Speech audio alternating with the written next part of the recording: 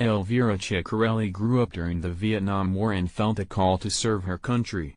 Her mother had been a cadet nurse in World War II, and in 1975 Ciccarelli, a dentist, joined the Air Force. But when she reported for duty, her commanding officer told her that he did not want women working there and assigned her to an auxiliary unit. On Saturday, watching the celebration for the 20th anniversary of the Women in Military Service for America Memorial, the retired lieutenant colonel's eyes got misty. We've touched every kind of service: medical, dental, computers, flying, said Ciccarelli, 67, who had traveled from Panama City Beach, Florida, to attend with her daughter, who is in the Air Force and shares the same name. Any place they needed people, women have stepped forward and demanded to give our talents to the country. Women have been enlisting in the U.S. Armed Forces since 1917, but it wasn't until 1997 that a memorial was erected for them. The arched semicircle and reflecting pool at the top of the road that leads to Arlington National Cemetery is still the only major national memorial honoring the 3 million women who have served. The idea for the memorial, which originated with a group of World War II servicewomen in Toledo, wasn't easy to implement, said retired Brigadier General Wilma Vaught, who was president of the Women's Memorial Foundation when it was being planned and built. There are more than a few who did not think this was necessary, and some who didn't think it was deserved, she told several hundred attendees at the anniversary ceremony, many in uniform, who gathered in the fall sun. In her own mind, there had been questions. We had fought to become integrated and this was a step to set us apart again, she said. But as I went around the country talking, particularly to World War II women, this was something we needed to do. Returning from the war, in many cases they were just told to go home, and they didn't even get VA benefits right off the bat, retired Major General Deanne McWilliams, president of the Women's Memorial Foundation, said in an interview. For them, commemorating their service was important because it says, what you did was important to your country.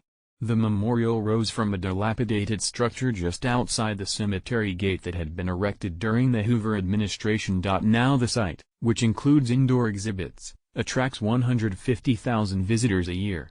Some visitors are scholars, who come to view artifacts related to women's military service, including books, photographs, documents and other objects donated by people around the country.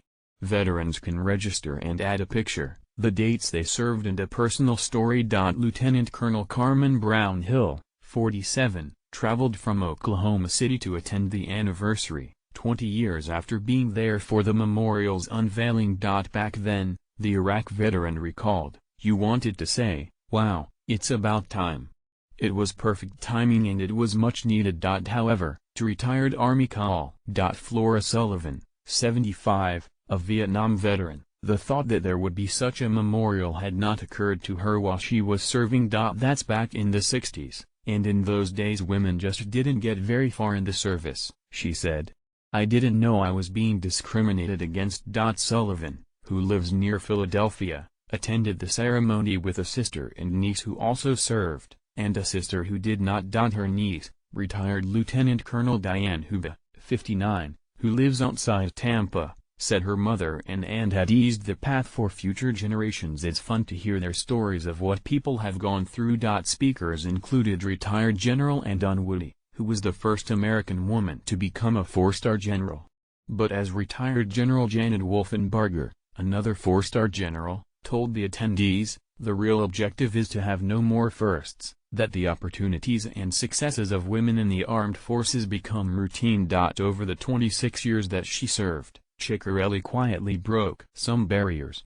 She was one of the first female dentists on active duty, and among the first servicewomen given the option to wear pants instead of a skirt.